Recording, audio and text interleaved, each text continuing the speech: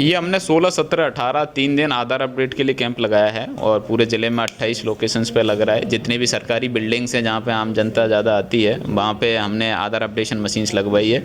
इसके साथ साथ जितनी भी सीएससी सेंटर्स हैं वहाँ पे भी आप अपडेट करवा सकते हैं।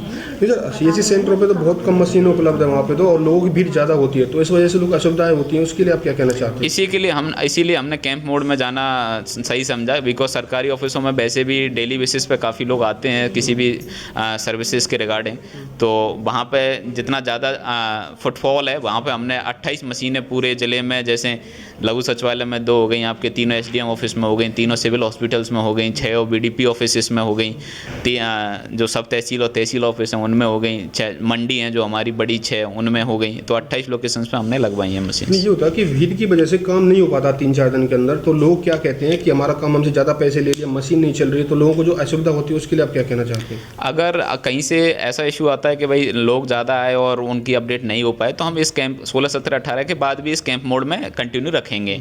और अगर लगता है कि भाई क्राउड कम है तो फिर सीएससी सेंटर्स पे जो रेगुलर बेसिस पे करते हैं वो करते रहेंगे।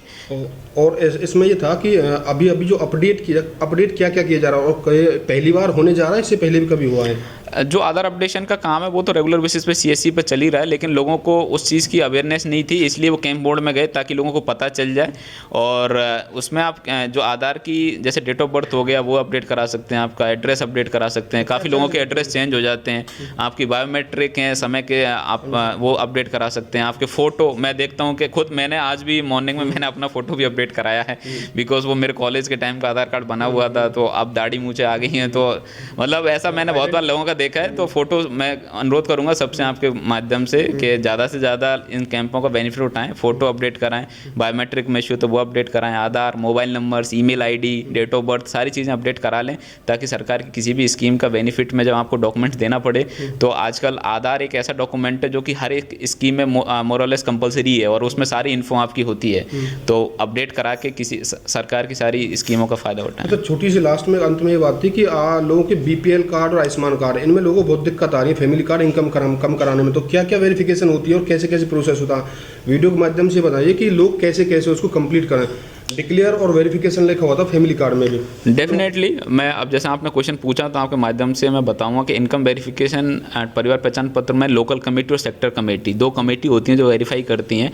हर कमेटी में 5 मेंबर होते हैं। लोकल कमेटी में आपके बीएलओ होता है, आपका एक सीएससी ऑपरेटर होता है, एक वॉलंटियर होता है, एक आपका स्टूडेंट होता है, एक सोशल वर्कर होता है। इन 5 में से कोई भी 3 अगर वेरीफाई कर देते हैं तो वो उसको वेरीफाई मान लिया जाता है।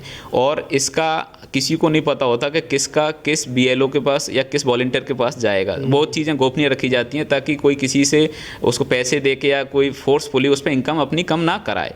ये कमेटी, ये जो टीम मेंबर्स हैं, ये ज़्यादातर घर पे जाते हैं या समटाइम फ़ोन करते हैं और उससे उसकी इनकम उससे सेट ऑफ क्वेश्चंस पूछते हैं, उसके बाद वो इनकम डिसाइड होती है। अगर किसी को लोकल कमेटी ने जो इनकम वेरीफाई करी है उससे प्रॉब्लम होती है तो वो फिर करेक्शन मॉड्यूल में सेक्टर कमेटी के पास जाती है। सेक्टर कमेटी उसको वेरीफाई करती है। अगेन वो 5 मेंबर कमेटी है, उसमें मेंबर्स अलग हैं, पोस्ट यही है लेकिन लोग दूसरे हैं उसमें। उसके बावजूद भी अगर लोगों को लगता है कि जो मेरी इनकम वेरीफाई करी है वो गलत की हुई है, तो फिर ग्रीवेंस एक मॉड्यूल है उसमें वो डाल सकते हैं। उसके बाद फिर हमारे क्रेडिट का स्टाफ जाता है वेरीफाई करने, उसके बाद इनकम डिसाइड की जाती है। मैं मानता हूं कि एक इनकम को एग्जैक्ट बताना बहुत मुश्किल का टास्क है, इसलिए हम एक आसपास की इनकम ही बता पाते हैं, एग्जैक्ट इनकम नहीं बता पाते हैं। फिर भी अभी मैं ये भी नहीं कहता कि कहीं किसी की इनकम गलत नहीं दिखा रखी होगी। अगर किसी की ऐसी है तो मैं गुजारिश करूंगा कि वो मेरी ऑफिस आएँ या फिर खुद अपने मोबाइल से भी, या फिर अगर मोबाइल यूज़ नहीं करते हैं तो सीएससी सेंटर पर जाके भी आप एक क्रेडिट की जो परिवार पहचान पत्र की साइट है उस पर ग्रीवेंस मॉड्यूल में आप ग्रीवेंस डाल दें, वो फिर रिक्वेस्ट हमारे पास आ जाती है, उसको फिर हम अपडेट करा देते हैं। एक ये होती है कि अमीर लोगों के बीपीएल कार्ड बन चुके हैं और गरीब लोग अभी भटक रहे हैं इसके लिए। और ये क्वेश्चन था फैमिली कार्ड में 10 मेंबर किसी की में वो शादी हो चुकी है, अलग कराना चाहते हैं, तो इसकी क्या है प्रावधान है कि अलग होने का क्या कैसे कैसे? आपका जो एक पहला क्वेश्चन था कि जो काफ़ी अमीर लोग हैं और बीपीएल में ऐड हो गए हैं, तो मैं आप लोगों के माध्यम से आम जनता से सबसे अनुरोध करूंगा कि अगर आपकी नज़र में कोई भी है जो डिजर्व नहीं करता और बीपीएल में ऐड हो गया किसी भी वजह से, चाहे कॉन्टैक्ट से या फ़ोन कॉलों से, तो वो आप मुझे उसका नाम बताएं, मोबाइल नंबर बता दें, मुझे अगर आप परिवार पहचान पत्र की आईडी भी दे देंगे तो मेरा काम और आसान हो जाएगा उसको लोकेट करना। अगर मोबाइल नंबर भी दोगे तो उससे मेरे को पता चल जाएगा, तो मैं उसका तुरंत वेरिफिकेशन करा के उसकी लिस्ट 24 घंटे में उसको लिस्ट से हटा दूंगा। उसमें फिर दूसरी ऐसे भी लोग होंगे जो कि डिजर्व करते हैं लेकिन बीपीएल लिस्ट से बाहर हैं, तो वो लोग अगर इनकम जैसे 180 से ज़्यादा है और वो सेटिस्फाई नहीं है तो ग्रीवेंस मॉड्यूल में रिक्वेस्ट डाल दें। कुछ लोग ऐसे होंगे जिनकी इनकम 180 से कम दिखा रखी है फिर भी उनका बीपीएल कट गया, तो सरकार ने क्या किया है, कुछ एक्सक्लूजन रीजन्स हैं वो मेंशन किए हैं। काफ़ी बार इनकम हम कम करवा लेते हैं किसी भी दूसरे मोड से, लेकिन जैसे अगर आपने इनकम टैक्स भर रखा है, आप कहीं इंडस्ट्रियल लेबर थे या सरकारी नौकरी में थे या प्राइवेट नौकरी में थे, आपने 60,000 रुपये एनुअली अगर आईटीआर भरा हुआ है तो आपको हम एक्सक्लूजन रीजन से बीपीएल में काट देंगे। आपने अगर 9,000 से ज़्यादा का लाइट का बिल भरा हुआ है एनुअली तो भी आपका, इसका मतलब ये नहीं कि आप लाइट का बिल ना भरें, मतलब बिल जनरेट हो गया, वो हमारे पास डाटा आ जाता है डिफरेंट पोर्टल से। आपने मेरा फसल मेरा ब्यौरा पोर्टल पे अगर पूरे ईयर में तीनों सीजन्स में अगर 1,80,000 से ज़्यादा फसल बेची हुई है तो आपको एक्सक्लूजन रीजन में हो जाएगा। आपने अगर गाँवों में 200 बरगज से ज़्यादा का आपका पक्का मकान है तो आप बीपीएल में नहीं आओगे। शहरों में अगर 100 बरगज से ज़्यादा का पक्का मकान है तो आप बीपीएल में नहीं आओगे। आप अगर इस टाइप के कुछ एक्सक्लूजन रीजन्स हैं जो सरकार ने फिक्स कर दिए, डिफरेंट पोर्टल से डाटा आ जाता है, उसके ब्याह पे भी आपकी इनकम चाहे जीरो क्यों ना दिखा रखी हो तब भी नहीं मिलेगा। और एक मैं आपके माध्यम से लोगों को ये भी बताना चाहूँगा, और काफ़ी लोगों को ऐसे लगता है कि अगर घर में सरकारी नौकरी नहीं है और हम कुछ ठेले का काम करते हैं या कुछ किराने की दुकान पर करते हैं तो हम बीपीएल में आना चाहिए। बीपीएल का मतलब ये नहीं होता है। बीपीएल में ज़्यादातर वो लोग आते हैं जिनके कच्चे घर होते हैं, आज शाम का खाना खा लिया तो सुबह के खाने का उनको पता नहीं है कि मिल पाएगा कि नहीं मिल पाएगा। ये स्कीम उन लोगों की मदद के लिए की गई है, ना कि आप अच्छे खासे वेल टू डू हैं। एक साल में अगर पूरा परिवार, अगर मैं ऑन एन एवरेज 4 से 5 फैमिली मेम्बर मानूं और पूरे साल में अगर 1,80,000 रुपये भी नहीं कमाते तो वो लोग वो हैं जिनको रोजी रोटी के भी लाले पड़े हुए हैं, बेसिक नीड्स कंप्लीट नहीं हो रही हैं।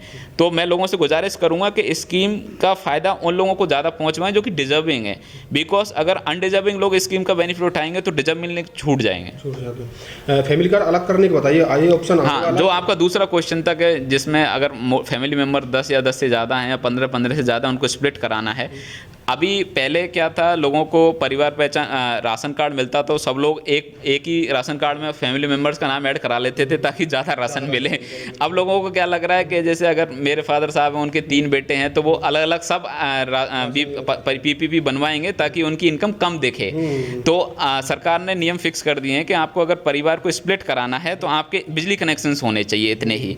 तो अगर जैसे आप बता रहे हो कि अगर 10 फैमिली मेम्बर हैं और उसमें अगर 2 भाई हैं वो और मम्मी पापा हैं और वो तीनों अलग अलग कराना चाहते हैं तो 3 इलेक्ट्रिसिटी के कनेक्शंस के प्रूफ दे दें, वो उनकी फैमिली स्प्लिट हो जाएगी। ये एक ऑप्शन है। हाँ, उसके अलावा बिकॉज हम फिर ये होता है कि आज मैं हूँ, जैसे मेरे 3 बेटे हैं और तीनों बेटे नौकरी करते हैं, मैं और मेरी वाइफ नौकरी नहीं करते, तो हम क्या करेंगे, सबका अलग अलग बना लेंगे और मेरे को अपने को मैं बीपीएल में डलवा लूँगा। तो इसीलिए वो कनेक्शंस कंपलसरी हैं, उससे हम प्रूफ हो जाता है कि ये लोग नायरे हो गए, सेपरेट हो गए हैं। अभी सेपरेशन का एक ही प्रूफ होता है, अदरवाइज लोग होता है क्या, गाँवों में जैसे घर भी कॉमन होते हैं लोगों के, प्रॉपर्टी अलग, किचन अलग हो चुकी होती है, लेकिन प्रॉपर्टी के ऐसे बंटवारे होते नहीं है और सबको परिवार पहचान पत्र अलग अलग बनवाना है। तो हम मान के चलते हैं कि आप पहले इलेक्ट्रिसिटी का कनेक्शन अलग कराइए। धन्यवाद सर। Thank you.